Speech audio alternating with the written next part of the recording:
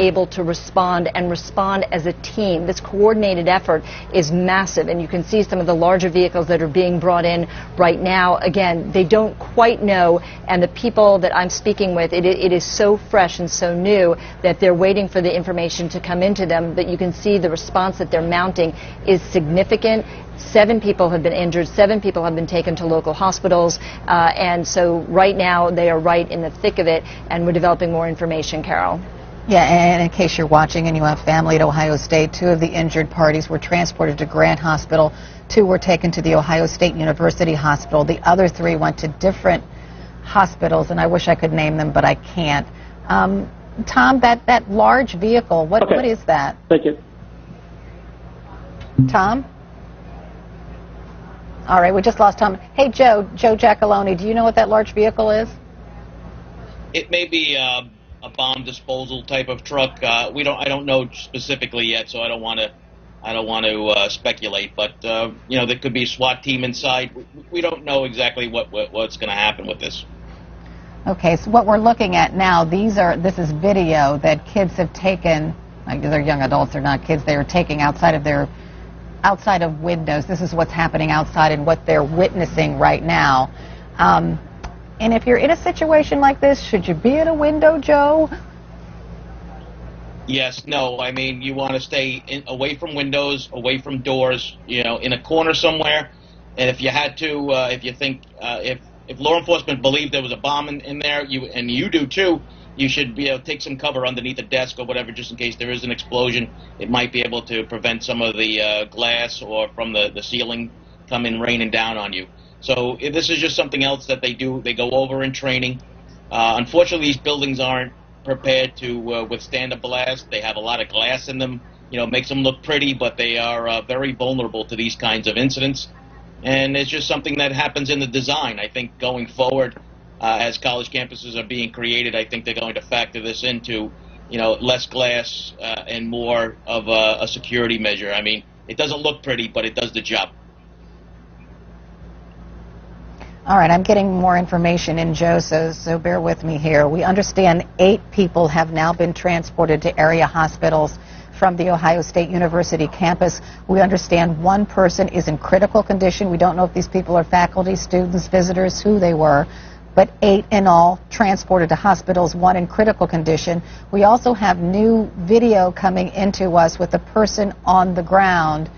We can't determine, you know, anything for sure from this, but it does appear that from these pictures, is this the one, Michelle, where the person's on the ground? All right, is he in front of the fire truck? It appears that that person is on the ground. We don't know that person's condition, but again, 8 people now transported to area hospitals from Ohio State University. So, Joe, I want to bring you back in. ATF is involved.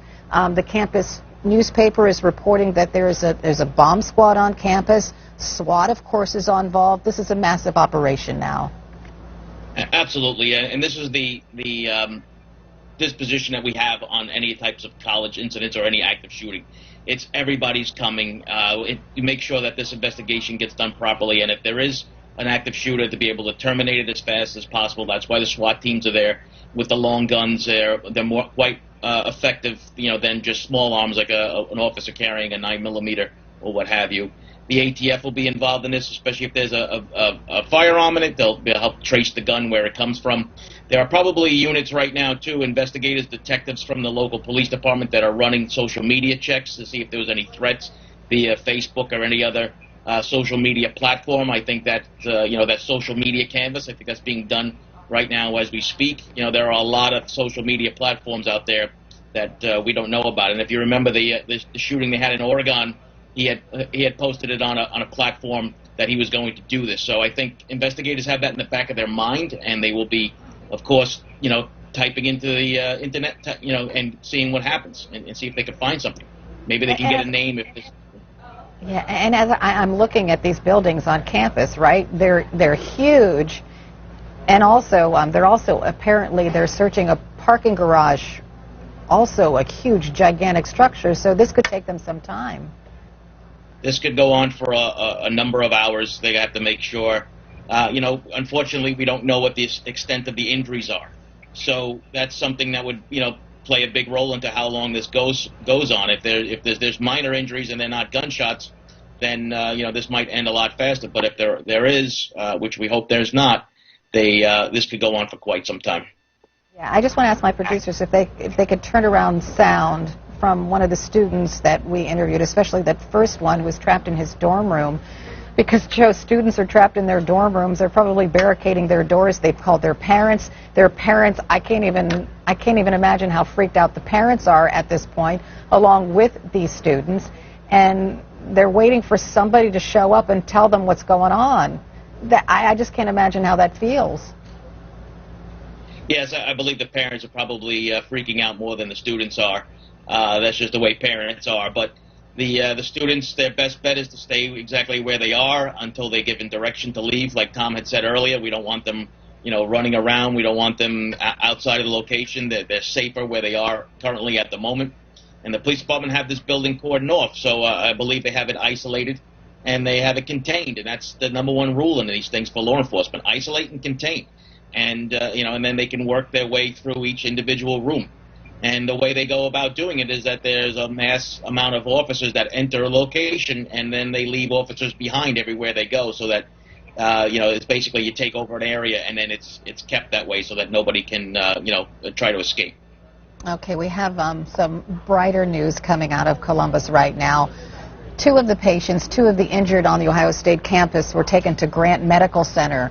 The public relations person, his name is Mark Hopkins, he says, quote, "I can tell you that the patients have all," I'm sorry, I'm going to read this again, quote, "I can tell you that the patients all have non-life-threatening injuries." He could not provide any information, however, on ages or genders or the types of injuries, but at least that's a bit of bright news that these patients have non-life-threatening injuries, right, Joe?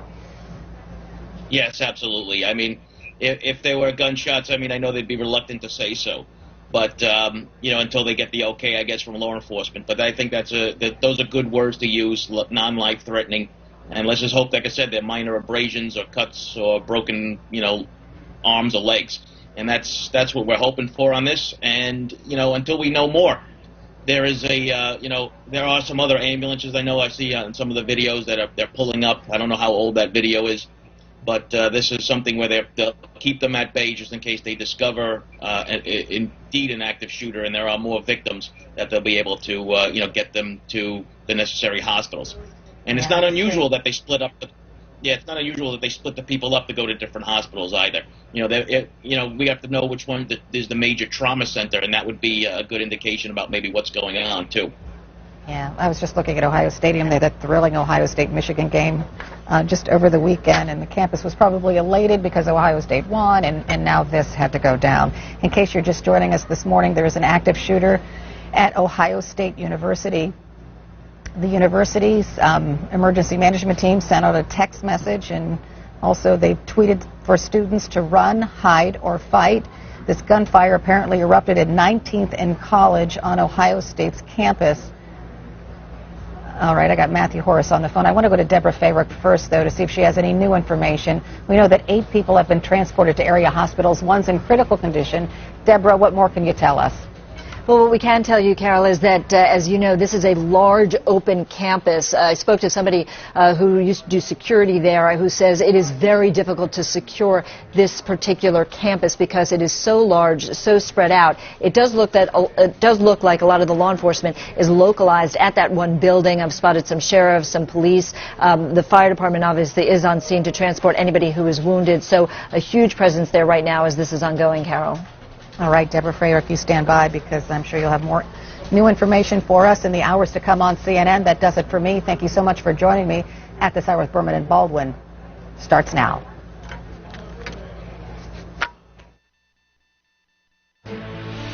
This is CNN Breaking News.